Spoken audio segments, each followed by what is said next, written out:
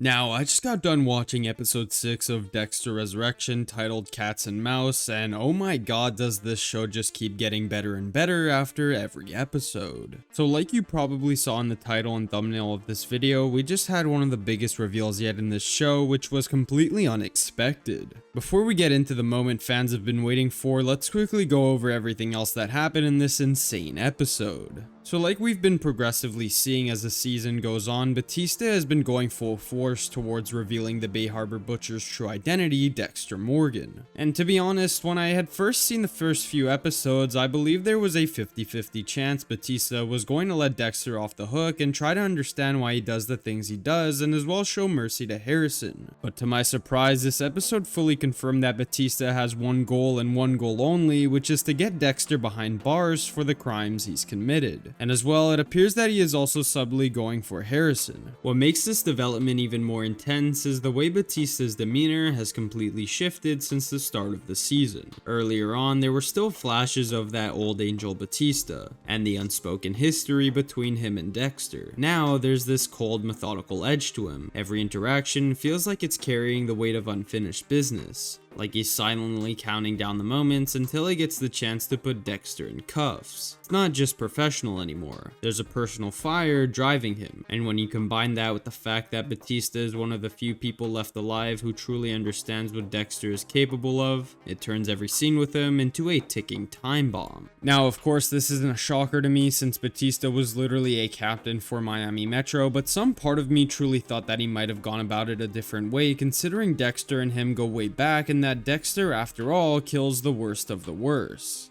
However, to Dexter's advantage, Batista's chase for the Bay Harbor Butcher is cut very short this episode as we see that Lady Vengeance essentially eliminated herself, or that's what they want you to think, which completely threw Batista's plan of asking her if she knew Dexter Morgan off the rails. But to his luck, I don't think Detective Claudette Wallace is fully done with Harrison after learning the allegations his father is receiving. Another really interesting part of this episode was everything we got with Blessing. Now it's been suspected that Blessing could potentially be the New York Ripper, and boy oh boy does this episode make it appear like he is. With the passing of his mother, we got to see a more angry side of him that we haven't seen before, and we even got to learn his backstory, which is nothing short of traumatic. The way the show handled his grief was unsettling in the best way. No over-the-top breakdowns, just this quiet simmering rage that peeked out in his expressions and body language. There were moments where you could almost see the mask slipping, like he was seconds away from showing a much darker side. This subtle tension makes Blessing even more fascinating because it's not just about whether he's the Ripper, it's about how much darkness he's capable of hiding in plain sight. You could even sense as if he was holding something back, something he wouldn't want to admit to a friend because it's just so wrong. Am I reaching? Probably, but let me know what you think.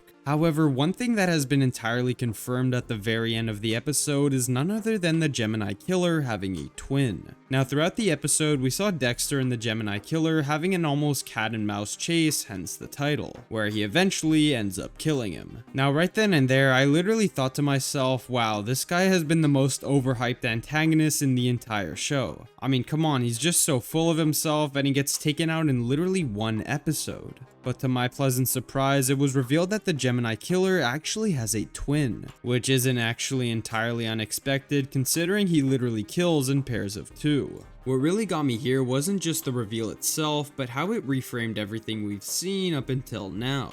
Every crime scene, every moment of arrogance, every slip up. Suddenly you have to ask yourself, was this the same Gemini we've been watching or was it the other one? It adds this whole extra layer of paranoia because now Dexter isn't just hunting one opponent. He's dealing with an entirely different person, and it's really hard to say how different the two are, well, to a certain extent. This explains why his twin counterpart is so cocky. He was probably the one who took all the praise and fame, going to Prater's dinner parties and such, while the other guy is the one who actually gets the dirty work done. And does it for the sheer pleasure of killing. To me, this was just an insane reveal and I'm really excited to see where they go with him and how Dexter will match up against this now Avengers level threat. If you enjoyed this video and would like early access ad-free content, please go check out my Patreon to see what interests you. Be sure to like and subscribe for more videos like this and leave your thoughts and theories in the comments down below. Lastly, join the Discord to discuss all your favorite pieces of media. Thank you all so much for watching and I will see you all next time.